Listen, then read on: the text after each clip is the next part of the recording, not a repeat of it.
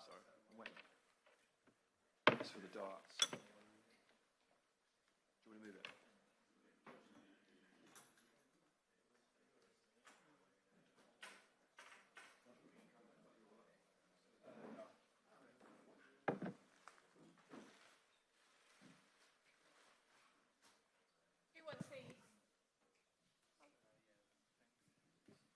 Oh yeah, thank you. Cheers, Anna.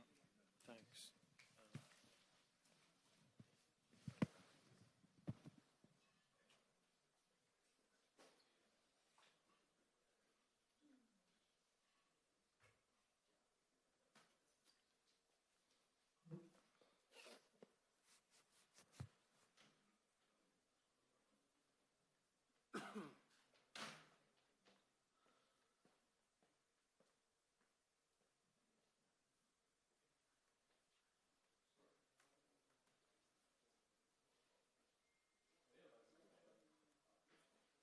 Make sure you know.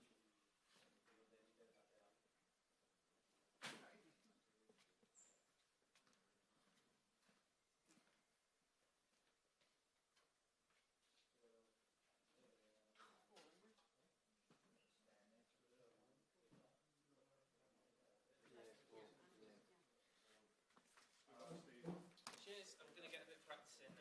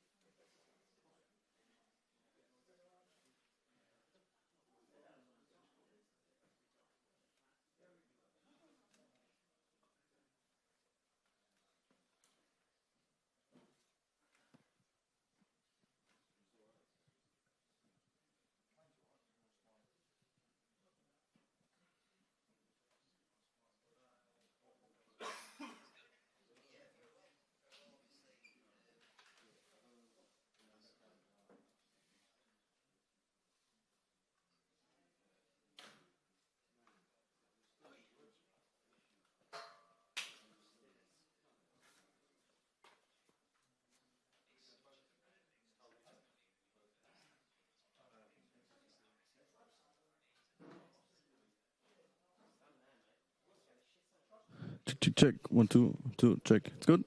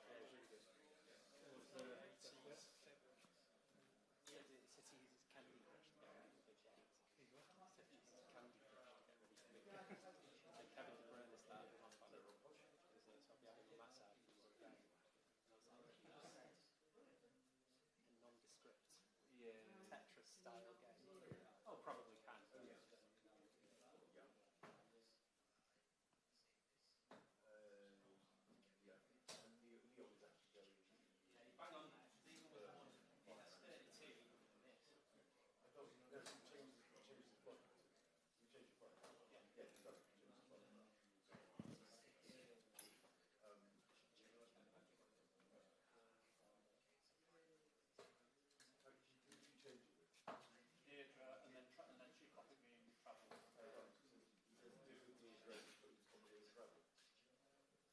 Any travel, you're laughing at me. Lisa Bryan at Weekend.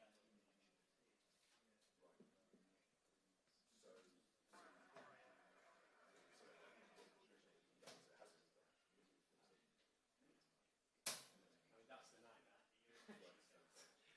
A real nice group of around 7.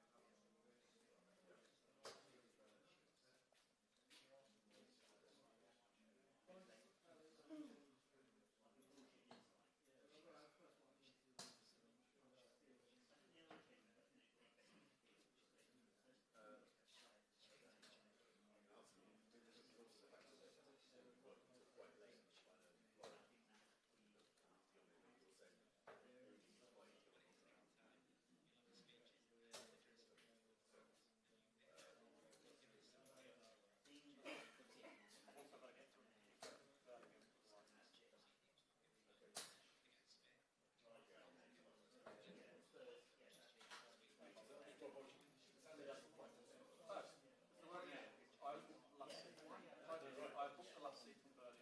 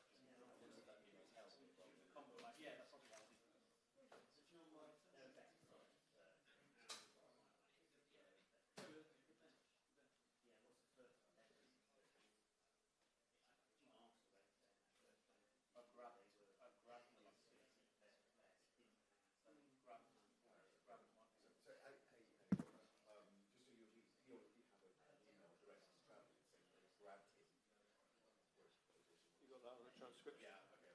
Got that on a transcription. Brilliant. The app's been, like, sort of 90% of the time, it's been great. The other 10%. Which app have you got? Voice pen. On the phone rather than on.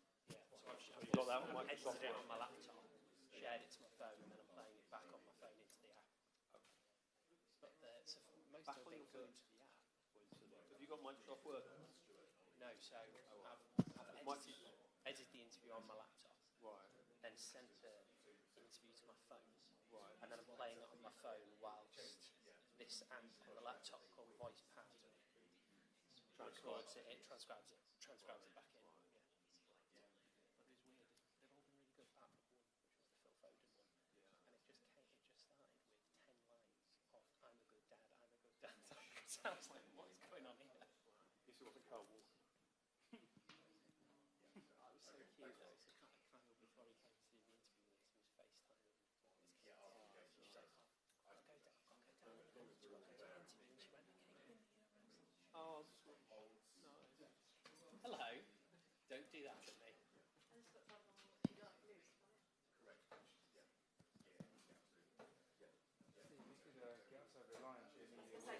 No, I can't. I can level it up. No, there's two today. Yeah, exactly. So I can level it up and then he's going to win. It costs us a win if you don't win. Thanks, mate. Oh, yeah. Say again. Alex, did you win? Alex won. All right. The boys tell me. Alex won. I lost. Why did you talk?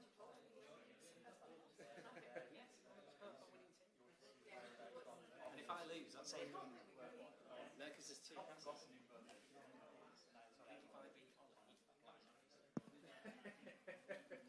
It's all me, which is so Yeah. Who are you playing? Devon Rice. Shouldn't have no logic. Thanks for that. Yeah, but you did get 140 earlier. I did. Yeah, but I was getting that if I won one. Sure. Put it on video actually. treble 20 ball and then, you know. Also thrown an awful shit since then.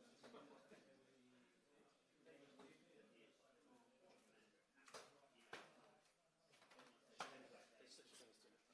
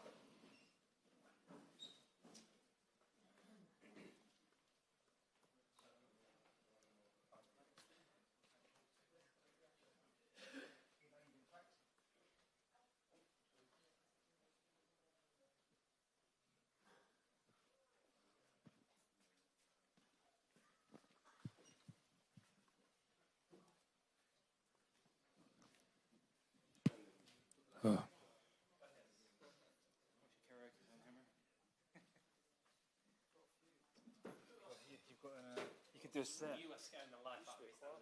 Okay. You told me to aim in that bit as well. You should Oh, already say before. singing on the internet. Oh, really? Yeah. They did it. Yeah, they did it on Twitch. Yes, I did. Hi. Good. All right. First or second? Yeah. Are you good at that? No, mate, I'm not good at that. They've thrown it down the line. I'm worried about them standing there.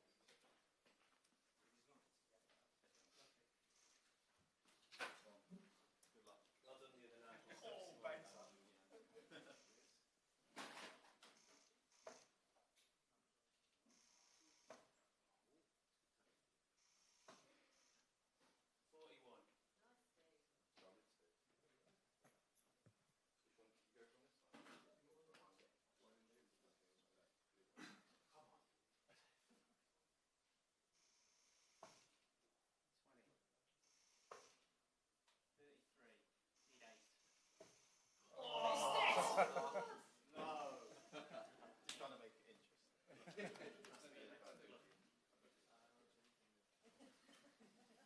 That's it. Yeah. 41. Do you film that? Yeah. 33. Yeah, I'll do the press one. Yeah, yeah. He's got it, sorry.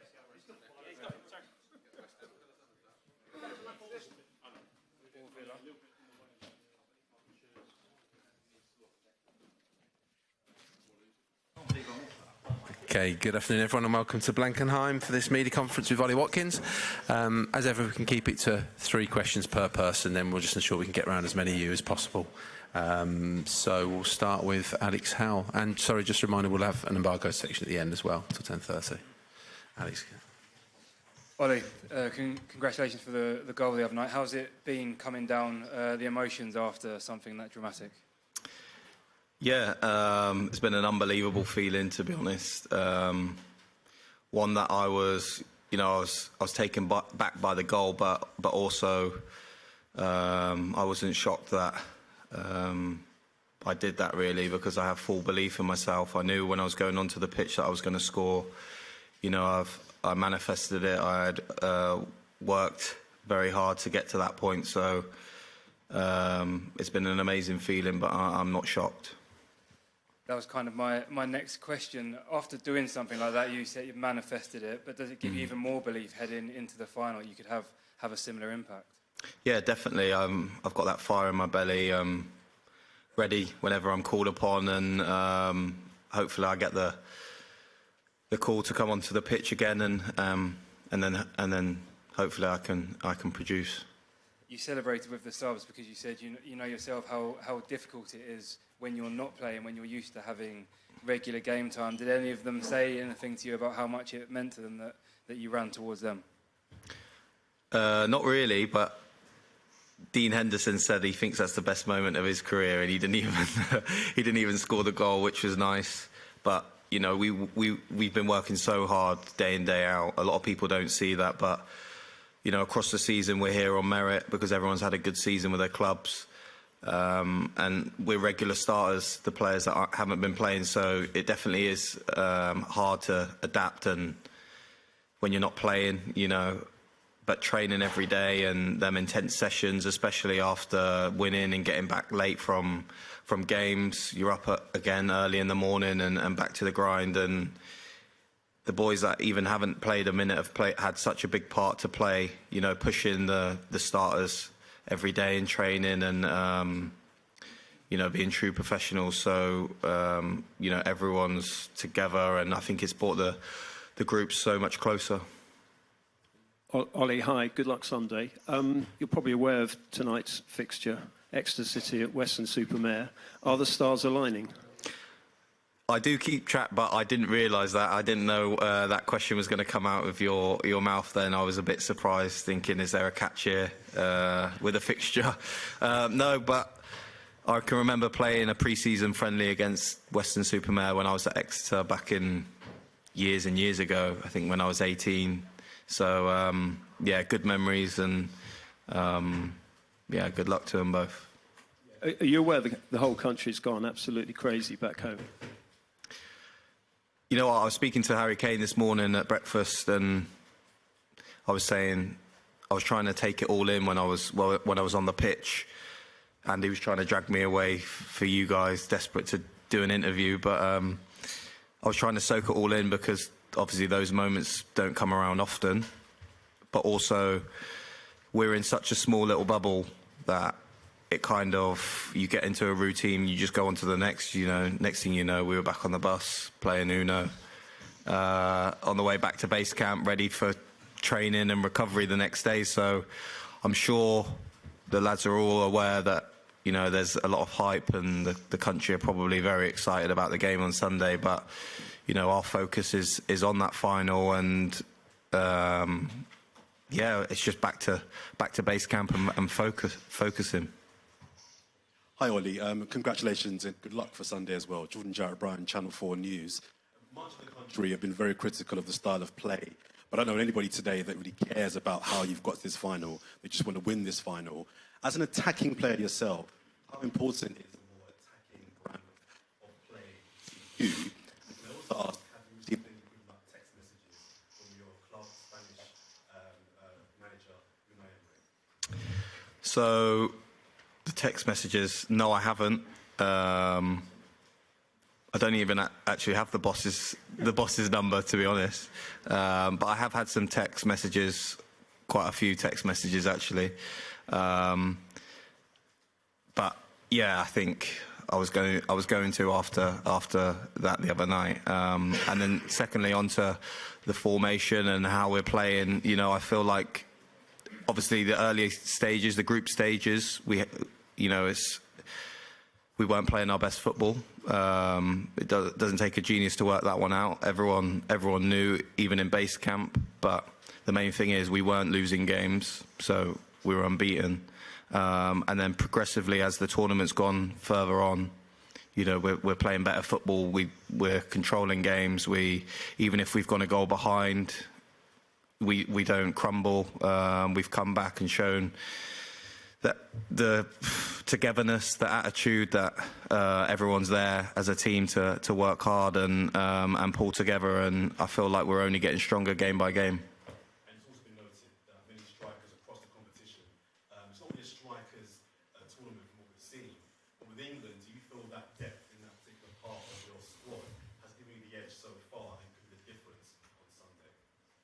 Yeah, definitely. I feel like there's three strikers, me, H and Ivan, and we all have different attributes. And, you know, as a manager, I think you want as many options as possible. As much as it gives you a headache and sometimes, it's also perfect to have them options and being able to choose from, you know, different quality strikers.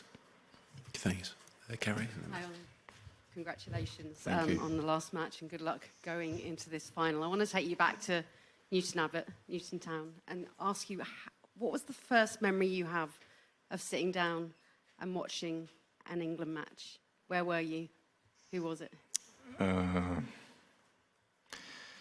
can't remember the first. I can't remember the first game or anything like that I watched, but I can remember not too long ago actually when I was in a pub with my best mate.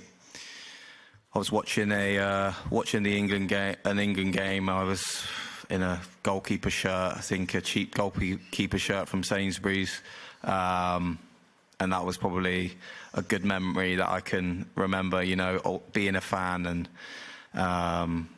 you know, just enjoying the moments. And now it's crazy to think that I'm here. I've played such a big part of us getting to the final, and yeah, it's a bit surreal, really. You talk about it being surreal. David Beckham mentioned your goal on his Instagram, compared it to his Greece goal, and you said he didn't actually tag you in, but you said his goal was better. You do appreciate that your goal has got this team into the European final, right? Yeah, I think obviously Beckham's, I just think his technique and a free kick from a dead ball situation is probably a lot harder. Obviously, granted that my goal was very special as well, and I'm not taking anything away from myself. But look, they're both iconic goals at the end of the day, and yeah, very important for our country. There's been a message from the King of England, King Charles, who's saying, if I can encourage you, the England team, to secure victory before the need for any last-minute wonder goals or another penalty drama, I'm sure the stresses on the nation's collective heart rate and blood pressure would be greatly alleviated. Can you confirm or deny the rumour that these last-minute goals are all just for limbs? No, as much as it obviously makes it more exciting, I feel like personally we don't care how we win or score, as long as the ball goes in the back of the net and we come off the pitch, you know, winning the game. It doesn't matter. And it's been announced now that whoever ties for the Golden Boot, it won't come down to assists. There will be Golden Boots for every player tied. How much of an incentive is that for everyone in the camp as well? Yeah, I think obviously as an attacking player you want to score as many goals as possible. Them achievements are great, individual, but I think everyone's focusing on the collective award, which is, you know, the team one, and to win the competition, and everyone's got their eyes on that. But yeah, we need to respect Spain because they're a very good team. But you know, it's going to be a difficult game, but you know, we need to focus on Sunday. Hi Ollie, congrats on your goal and on being in the final. RLS from TV2 Norway. You're facing Lamine Yamal on Sunday. He's turning 17 tomorrow. Do you remember what you were doing on your 17th birthday? I definitely wasn't preparing for a final, I can tell you that. You know, he's an unbelievable talent. Everyone's seen what he can do. Generational talent. It's not often that you are scoring goals against France in the top corner in the semi-final of the Euros when you're 16. So obviously he's got the world at his feet, and yeah, he's miles ahead of me when I was 16 or 17. I mean, he's only a kid, but he has to deal with huge pressure. I mean, can you imagine how it is to be in his shoes during the age that he's in? No, to be honest, I can't. Obviously, with social media and yeah, all the hype. Obviously, being at Barcelona, playing for Spain, there's a lot of hype around him. And obviously, for me, I feel like you have to have a good, close knit of people around you to keep you grounded and keep you focused. And I feel like that's what I have as well. I have good people around me to keep me on the straight and narrow and be there as a sounding board. And you also have a young teammate that's doing well, Kobbie Mainoo. He's been impressing everyone. Can you give us an insight in what impresses you the most, both on and off the pitch with him? Yeah, I feel like Kobbie's obviously a young player, but he doesn't act his age when he's on the pitch. You know, he takes the ball, he's very comfortable on the ball, he's confident, he demands the ball, and you know, to be such a young player and play at such a high level, you would never think he's the age he is. He plays with it with a certain aura and confidence about him, and yeah, he's got a very bright future ahead of him. Hi Ollie, congratulations for your goal on Sunday. Alberto Rubio from Marca. I'm sorry I cannot wish you good luck for Sunday. I want to now, Gareth Southgate say other day that in the way that Spain is playing is the favorite for the final. I want to know your opinion, if you think Spain is the favorite, England is the favorite, or is 50-50? No, I feel like England we are obviously very strong. Spain I feel like they've had some very tough games, and they've had to come through, yeah, I would say maybe a harder journey than us, obviously playing France, Italy, Germany, so-called the bigger teams. So, yeah, I see what the boss is saying, and I feel like they have been probably the best team of the competition so far. And the second one, what do you think that are the biggest weapons of England to hurt Spain and the biggest weapons of Spain to hurt England? Thank you so much. Did you say the biggest? Weapons, Oh, weapons. Sorry. Obviously, the wingers for Spain are very dynamic, young, full of confidence and direct. But also, across our team, we have goals from everywhere, world-class talent. So it's going to be a very exciting match. I can't wait to watch it and be a part of it, and hopefully we can get the job done. Hi, Ollie. Abraham Romero for El Mundo Spain. I was going to say good luck, but yeah. And you have a Spanish coach in Aston Villa, teammates like Pau Torres and Alex Moreno. You have Jude Bellingham in the locker room of England national team. What do you think about Spain and what they are saying to you about Spain and the football, Spanish football? Thank you. To be honest, I've been in a little bit of a bubble. I've just been concentrating on ourselves, preparing day by day for training, then focusing on the game. So I'm not aware of anything that the Spanish players have said or the coach. I'm just focusing on myself and the team and, getting ready for Sunday. Fame? Hi, Ollie. Yeah. Kyle Walker just listed your goal as his top moment of the Euros so far. When did you first watch it back? And also, when you talk about manifesting it, how does that process work for you? I think I watched it quite a few times when I got back to base camp. It was I just had to. I always watch my goals back. Even my goals for Villa whenever I've scored against someone. But that one, I think I watched it quite a few more times than normal. And then manifesting it. I feel like there's been a lot of things in the process leading up to it.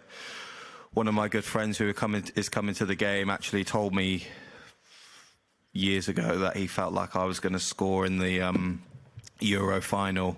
Obviously, I scored in the semis, so it was a game early, but you never know, that could happen on the weekend. So little things that have happened prior to that game. A lot of people have told me things and spoken it into existence, and I just feel like whatever you put into the universe, you get back, and I'm a firm believer of that. You can believe something, but if you deep down really truly believe and that it can happen, then I think it will. We had a caller on TalkSport earlier on today who said he refereed you when you were on loan at Weston-super-Mare. It was a really lovely anecdote that he gave. Are you aware of how inspiring your journey has been?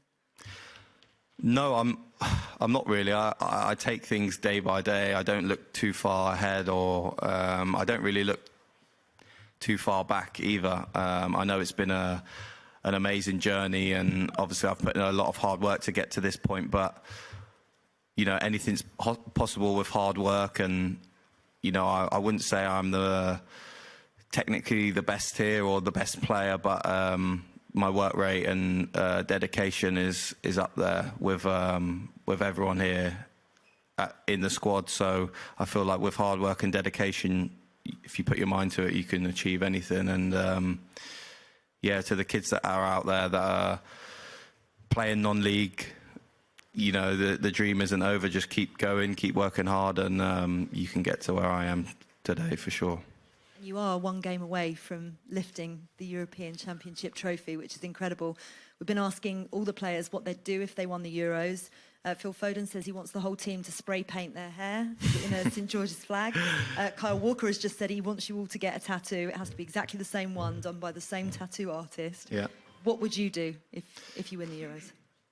See, I'm not. I haven't got any tattoos, but I think I'd join in on that one. I think I'd go for the tattoo one. Yeah, I think it's good. Andy here has been setting up a game of.